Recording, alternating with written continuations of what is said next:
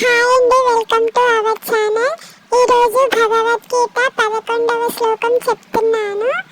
యజ్ఞశిష్టామృతభుజో యాంతి బ్రహ్మ సనాతనం నాయం లోకోస్త్య యజ్ఞస్య కుతోన్యః కురు సత్తమా.